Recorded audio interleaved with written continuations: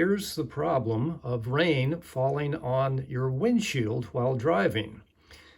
We want to determine how much rain falls, the rate, in other words, of rainfall onto the windshield when you vary your car speed and/or the angle of the windshield. Here we've got the velocity of the rain coming down, the velocity of the car. The resultant will be this. The rate that the rain or a raindrop hits your windshield is proportional to this perpendicular vector right here. That is part of this resultant from the rain. We have two situations here. One is when alpha plus beta is less than 90 degrees. In other words, here, this is this situation. And when alpha plus beta is greater than 90 degrees, and that's this situation here. Let's take a look at a short program. Here it is in Power Basic.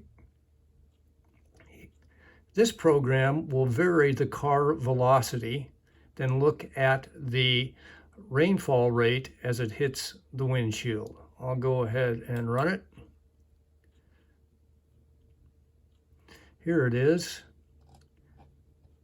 So at a velocity of your car of 1, you don't get much rain hitting.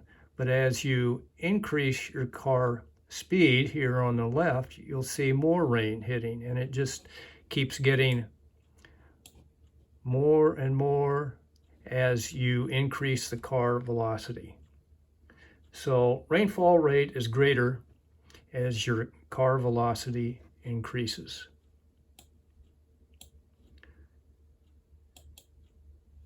Let's take a look at when we vary the angle of the windshield from the horizontal. This is the program to do that. I'll go ahead and run it.